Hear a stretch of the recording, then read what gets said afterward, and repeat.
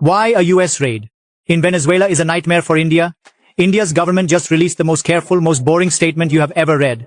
The words were chosen to say literally nothing. But 10,000 miles away in the offices of India's biggest energy companies, nobody was calm.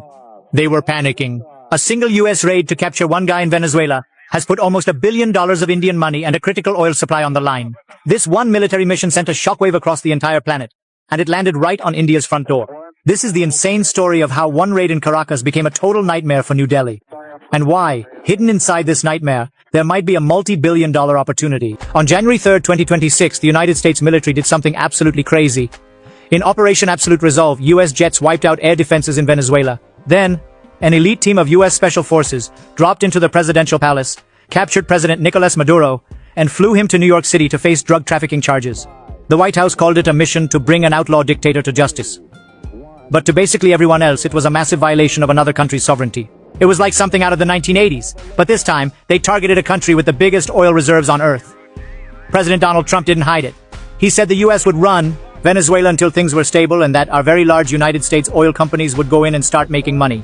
In one single raid, the leader of a country was gone, and his country's oil was now under American control. As the world freaked out, everyone was looking at the big players. What would India, a country that calls itself a leader of the developing world, do? India's reaction was weird. They put out a statement saying they had deep concern about the recent developments in Venezuela. They said they hoped for a peaceful solution and warned Indians not to travel there. The foreign minister was in Luxembourg and said basically the same thing, that India has had very good relations with Venezuela and was worried about the people. But look at what they didn't say. They didn't condemn the US. They didn't mention international law. They didn't say it was illegal to just grab a president. Russia and China, who are in the BRICS group with India, were furious and slammed the US. But India was completely silent on the main issue. This was not a mistake. It was a choice. India is walking a tightrope. On one side, they want to be seen as a leader who believes in independence. On the other side, they have a super important partnership with the United States to counter China. If they condemned the US, they'd risk that relationship. If they supported the raid, they'd look like hypocrites to the rest of the world. So they chose to say nothing. But that silence wasn't about principles. It was about two things: oil and money. Behind all the quiet diplomacy is a huge problem for India worth billions of dollars. For years, Indian energy companies have had massive investments in Venezuela that were basically worthless because of US sanctions and Venezuela's collapsing economy. India's main overseas energy company, OVL, owns a 40% stake in the San Cristobal project and 11% in Carabobo 1. These were meant to be game-changing because they gave India a strategic foothold in Venezuela, home to roughly 303 billion barrels of proven oil reserves, the largest in the world. Instead, they became a giant money pit. Production completely stopped, and even worse, Venezuela stopped paying them. OVL alone is owed over $500 million, and the total amount of Indian money trapped there could be almost $1 billion. For years, that money was just gone. And it wasn't just the money. India's most advanced refineries were specially built to handle the exact kind of heavy oil that Venezuela produces. Before the sanctions, India was one of their biggest customers.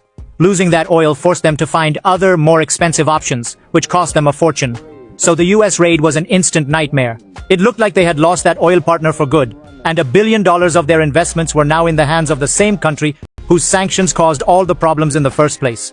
This is where the story gets even crazier. There's an insane personal connection that nobody talks about. Nicolas Maduro, the president the US just captured, was a massive follower of an Indian spiritual guru, Satya Sai Baba. I'm not joking.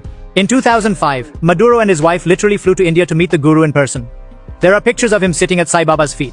People who visited the presidential palace in Caracas said there was a huge portrait of Sai Baba hanging in Maduro's private office, right next to Venezuelan heroes. It was even official. When Sai Baba died in 2011, Maduro got Venezuela's government to pass a resolution honoring the guru's spiritual contribution to humanity. And yet, when this devotee president was captured by a foreign army, the land of his guru just put out a travel warning and a boring statement. It's a brutal lesson. Spiritual connections mean nothing when there's money and power on the line. India's reaction wasn't personal, it was just business. But what if this absolute nightmare is actually a golden opportunity? This is the crazy question being asked in India right now. The thinking is that the same US raid that created this diplomatic mess could actually solve India's billion-dollar problem. If a new US-backed government takes over Venezuela, the sanctions will almost certainly be lifted. For Indian companies, this would change everything. All of a sudden, getting back those hundreds of millions of dollars in unpaid money is possible. With the US in charge, money from new oil sales could be used to pay off old debts. Those dead projects could come back to life. With access to new technology and money, Indian companies could restart their oil fields, turning these worthless assets into cash printing machines. And the biggest prize of all, the supply of cheap Venezuelan heavy crude could be turned back on. For India's refineries, this would be a massive win. They'd get discounted oil that's perfect for their factories. And they wouldn't have to rely so much on Russia and the Middle East. This is the hidden jackpot in the nightmare. The US raid might have been a diplomatic disaster, but it could be the key that unlocks billions of dollars and secures a critical energy supply for India. This insane web of diplomacy, money and oil shows you the massive pressure India is under. The raid on Caracas gave them an impossible choice. Act on its principles as a leader of the developing world, or chase its own self-interest and $1 billion prize. Its silence shows it chose the second option. By saying nothing, India is betting that the economic rewards will be bigger than the damage to its reputation. It shows that their foreign policy is driven by cold, hard cash, not by old ideas. The US raid in Venezuela isn't just about Venezuela. For India, it's a moment that defines everything, showing the brutal choices you have to make in a world run by giant superpowers. So now I have to ask you, should India have condemned the US raid and risked its partnership with Washington? Or are they right to stay silent to get their oil and money back? Let me know what you think in the comments below. And if you want more insane deep dives into global geopolitics, make sure you subscribe. This whole thing proves that in the game of world politics, friendships and spiritual connections don't matter. What is your view, friends? Do share it in the comment box below.